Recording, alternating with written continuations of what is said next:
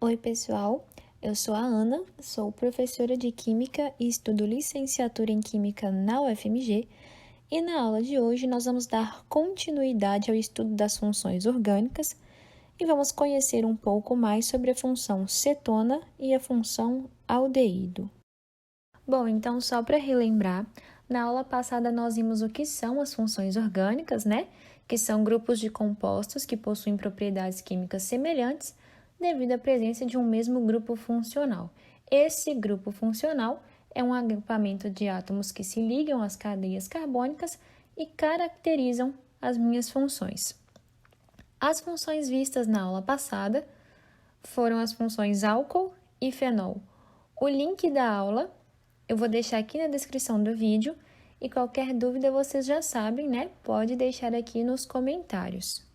E agora, para começar de fato o tema da aula de hoje, nós vamos falar um pouco sobre a função cetona. As cetonas apresentam a carbonila como grupo funcional. O que é a carbonila? A carbonila se caracteriza por ter um átomo de carbono ligado a um átomo de oxigênio por meio de uma ligação dupla, conforme representado nessa estrutura aqui. Só que existem outras funções na química orgânica que também apresentam a carbonila como grupo funcional. Entretanto, a forma de como essa carbonila está presente na minha cadeia carbônica é o que difere a minha função. No caso da função cetona, por exemplo, a carbonila ela deve estar sempre ligada a outros dois átomos de carbono, conforme representado nessas estruturas aqui abaixo. Em relação às propriedades das cetonas, nós podemos dizer que, quando em sua estrutura nós temos presentes até 10 carbonos, as cetonas possuem um cheiro agradável, constituem inclusive aromas de flores e algumas frutas. E são encontradas no estado líquido nas condições ambientes, 25 graus Celsius e 1 atm. Cetonas que possuem mais de 10 carbonos em condições ambientes são sólidas. A solubilidade das cetonas varia conforme o número de carbonos da cadeia.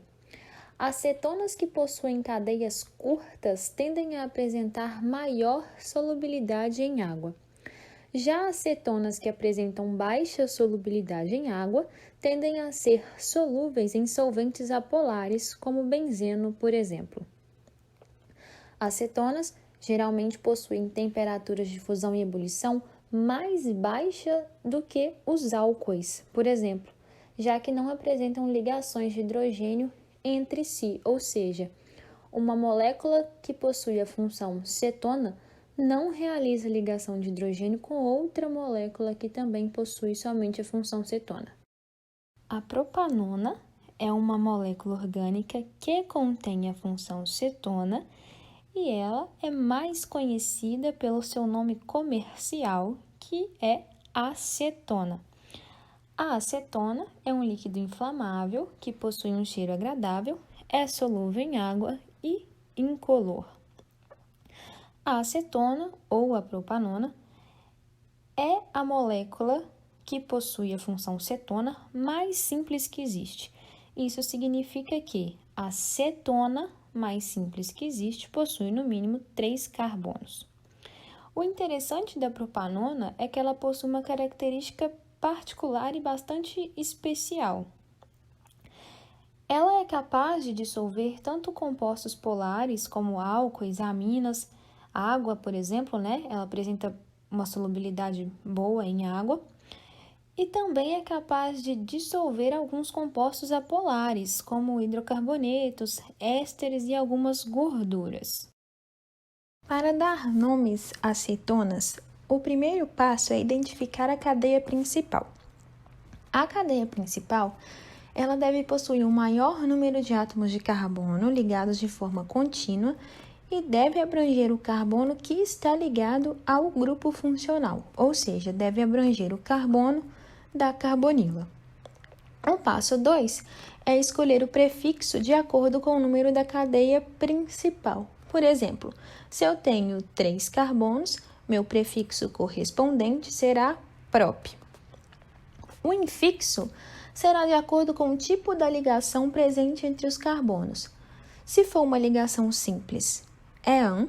Se for uma ligação dupla, é en. E se for uma ligação tripla, é in, certo?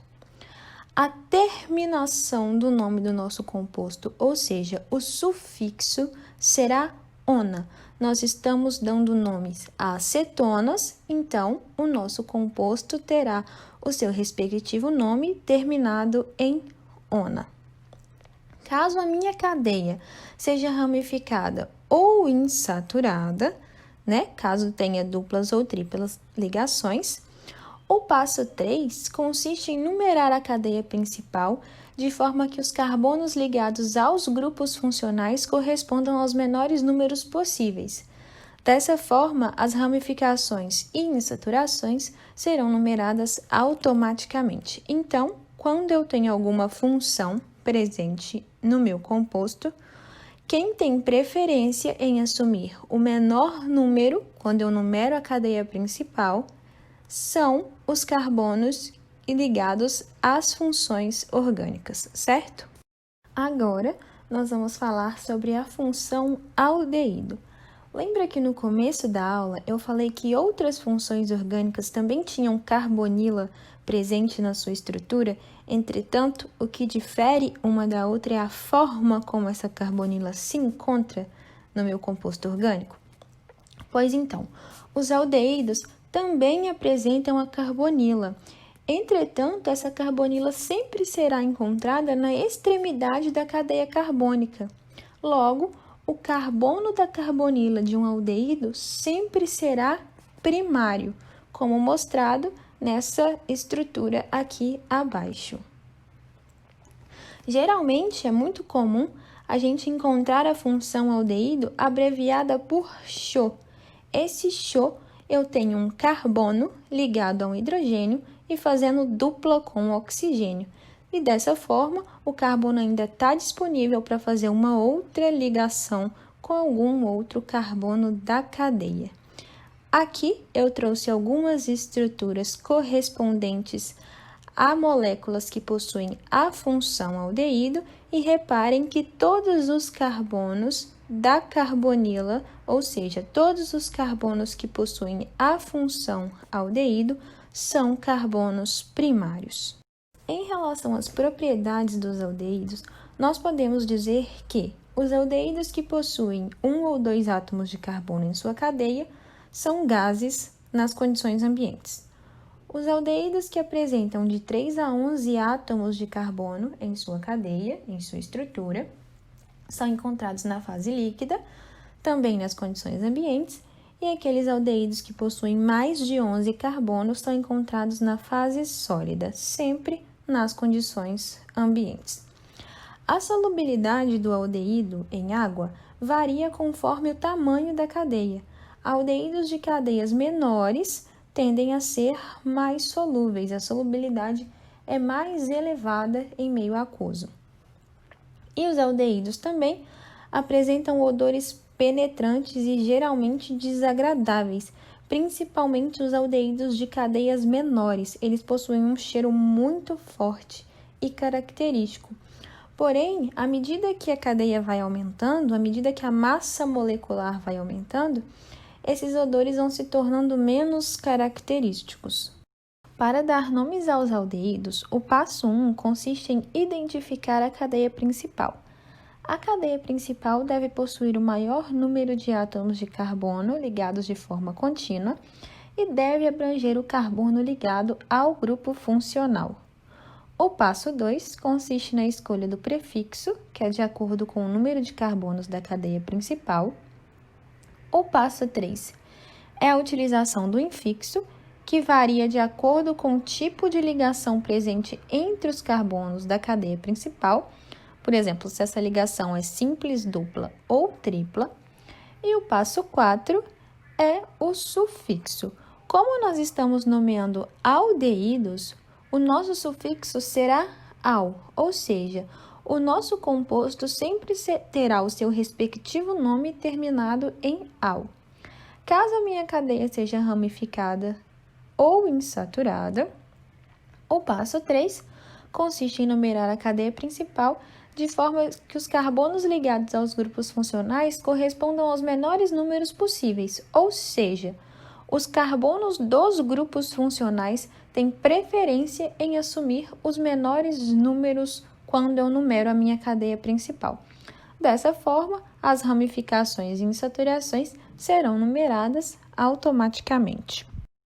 As cetonas e os aldeídos tendem a sofrer reações via mecanismo de adição nucleofílica aos grupos carbonila.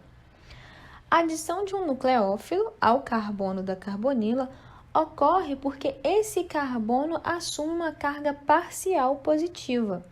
O oxigênio é bem mais eletronegativo que o carbono, então ele atrai para perto dele os elétrons dessa ligação, assumindo, portanto, uma carga parcial negativa e deixando o carbono com uma carga parcial positiva. A reatividade relativa entre os aldeídos e as cetonas mostra para a gente que os aldeídos geralmente são mais reativos do que as cetonas. Isso acontece porque o carbono tetraédrico resultante da adição nucleofílica a um aldeído é menos impedido estericamente do que o carbono tetraédrico resultante da adição nucleofílica à carbonila de uma cetona, certo? A carga parcial positiva no carbono da carbonila também influencia essa reatividade.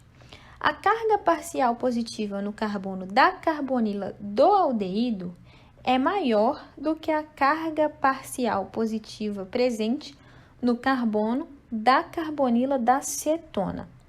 Isso acontece porque, no caso do aldeído, tá vendo que eu tenho esse grupo R? Esse grupo R é carbono e ele tende a doar densidade eletrônica ao carbono da carbonila.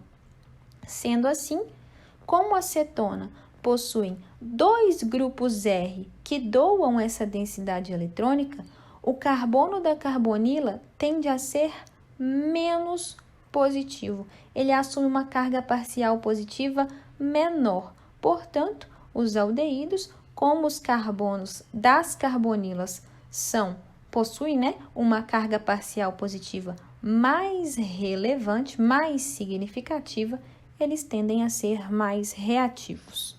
Bom, pessoal, por hoje é só. Muito obrigada por terem assistido essa aula.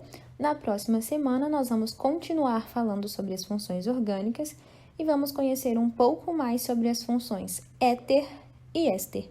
Qualquer dúvida ou sugestão, podem deixar aqui nos comentários. Eu espero vocês. Um abraço e até lá!